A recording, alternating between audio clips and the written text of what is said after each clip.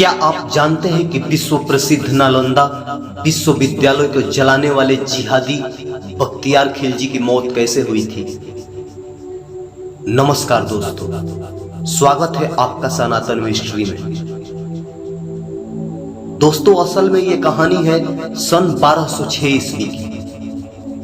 1206 ईस्वी में कामरूप, जो आज का असम है, असम के अंदर एक जोशीली आवाज गूंजती थी।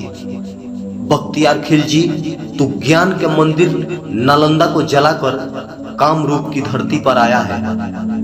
अगर तू और तेरा एक भी सिपाही ब्रह्मपुत्र को पार कर सका तो मां चंडी कामातेश्वरी की सौगंध मैं जीते जी अग्नि समाधि ले लूंगा। और दोस्तों, ये प्रण था राजा पृथु का। और उसके बाद 27 मार्च 1206 को असम की धरती पर एक ऐसी लड़ाई लड़ी गई जो मानव अस्मिता के इतिहास में स्वर्ण अक्षरों में अंकित है। एक ऐसी लड़ाई जिसमें किसी फौज के फौजी लड़ने आए तो 12,000, लेकिन जिंदा बचे सिर्फ 100।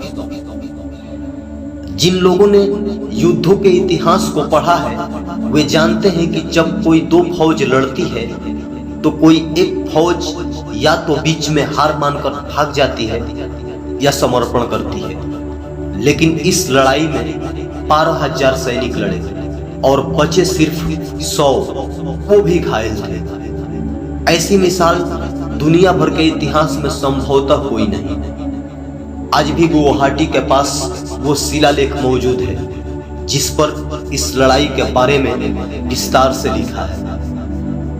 उस समय मोहम्मद बख्तियार खिलजी बिहार और बंगाल के कई राजाओं को जीतते हुए असम की तरफ बढ़ रहा था। इस दौरान उसने नालंदा विश्वविद्यालय को जला दिया था और हजारों बौद्ध, जैन और हिंदू विद्वानों का कत्ल कर दिया था। नालंदा विश्वविद्यालय में विश्व की अनमोल पुस्तकें, पांडुलिपियां, अभिलेख आदि जलाकर खाक कर दिए थे। यह जिहादी खिलजी मूलतः अफगानिस्तान का रहने वाला था और मोहम्मद गोरी व कुतुबुद्दीन ऐबक का रिश्तेदार था। बाद के दौर का अलाउद्दीन खिलजी भी उसी का रिश्तेदार था। असल में वो जिहादी खिलजी नालंदा को खाक में मिलाकर असम के रास्ते तिब्बत जाना चाहता था, क्योंकि तिब्बत उस समय चीन, मंगोलिया, भारत, अरब व सभी पूर्व के देशों के बीच व्यापार का एक महत्वपूर्ण केंद्र था। तो खिलजी इस पर कब्जा जमाना चाहता था, लेकिन उसका रास्ता रोके खड़े थे असम के राजा पृथु, जिन्हें राजा बर्थु भी कहा जाता था। आधुनिक गुवाहाटी के पास दोनों के बीच युद्ध हुआ। राजा पृथु ने सौगंध खाई कि किसी भी सूरत में वो खिलजी को ब्रह्मपुत्र नदी पार कर तिब्बत की ओर नहीं जाने देंगे।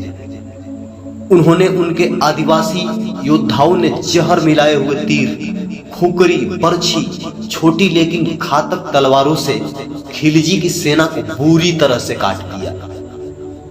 स्थिति से घबराकर खिलजी अपने कई सैनिकों के साथ जंगल और पहाड़ों का फायदा उठाकर भागने लगा। लेकिन असम वाले तो जन्मजात योद्धा होते हैं और आज भी दुनिया में उनसे बचकर कोई नहीं भाग सकता।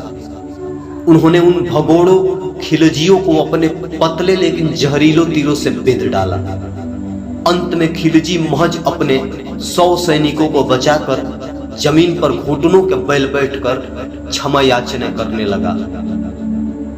तब राजा पृथु ने उसके सैनिकों को बंदी बना लिया और खिलजी को अकेला जिंदा छोड़ दिया और बोला कि तू अफगानिस्तान वापस लौट जा और रास्ते में जो भी मिले उसे कहना कि तूने नालंदा को जलाया था और फिर तुझे राजा पृथु से भेंट हुई थी। बस इतना ही कहना लोगों से। खिलजी रास्ते भर इतना बेइज्जत हुआ कि जब वो वापस अपने ठिकाने पहुंचा तो उसकी दास्तान सुनकर उसके ही भतीजे अली मर्दान ने उसका सर काट दिया। लेकिन कितनी दुखद बात है कि इस बख्तियार खिलजी के नाम पर बिहार में एक कस्बे का नाम बख्तियारपुर है और वहां का रेलवे जंक्शन भी है, जबकि हमारे राजा पृथु के नाम के शिलालेख को आज भी ढूंढना पड़ता है। लेकिन जब अपने ही देश भारत का नाम भारत करने के लिए कोर्ट में याचिका लगानी पड़े तो समझा जा सकता है कि क्यों ऐसा होता होगा। दोस्तों, वीडियो अच्छा लगे तो कमेंट करें, शेयर करें और सनातन मिस्ट्री को सब्सक्राइब भी करें।